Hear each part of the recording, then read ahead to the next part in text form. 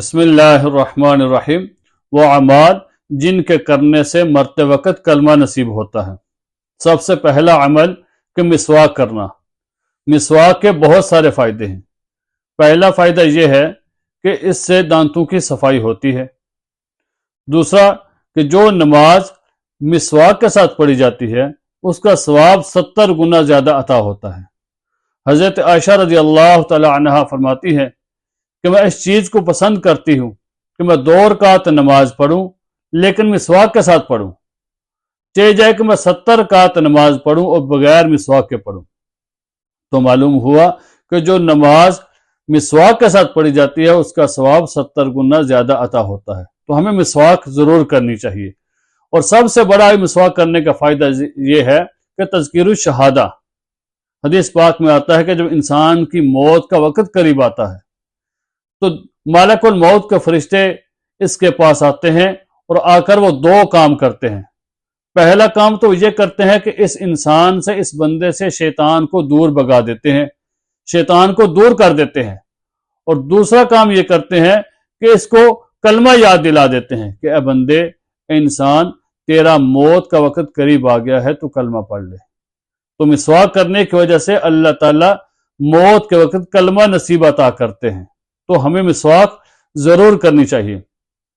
دوسرا عمل کہ ایمان کے اوپر اللہ کا شکر ادا کرنا، یعنی کہ جو اللہ تعالیٰ نے ہمیں ایمان کی جو دولت عطا کی ہے، جو ایمان کی نعمت عطا کی ہے، اور ساری نعمتوں میں سے سب سے بڑی جو نعمت ہے وہ ہمارے لیے ایمان کی نعمت ہے کہ اللہ نے ہمیں مسلمان گرانے کے اندر پیدا کیا، ایمان والی دولت عطا کی، ایمان کی نعمت عطا کی۔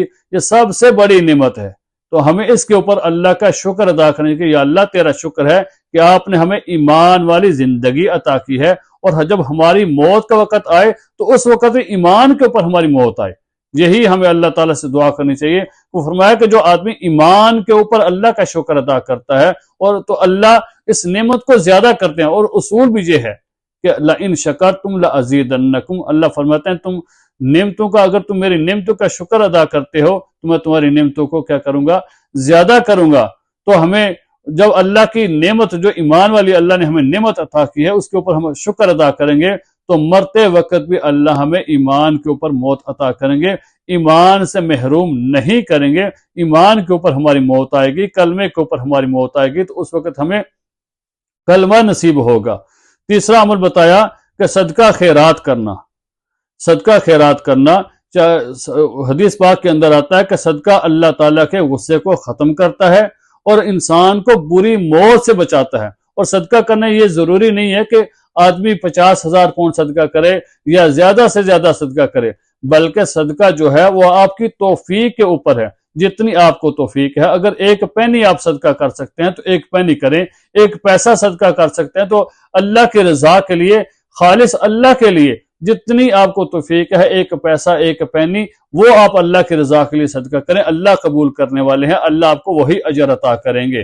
حضور نبی کریم صلی اللہ علیہ وسلم نے فرمایا کل قیامت کے دن کچھ بہت سارے وہ خوش نصیب بھی ہوں گے جنہوں نے 1 مٹھی جو کا صدقہ کی تو اس کے بدلے میں اللہ ان کو جنت عطا کریں گے۔ 1 مٹھی جو کی تو اس کے بدلے میں جنت مل جائے گی۔ تو یہ آپ کی توفیق کے اوپر ہے کہ آپ کتنا صدقہ کرتے ہیں۔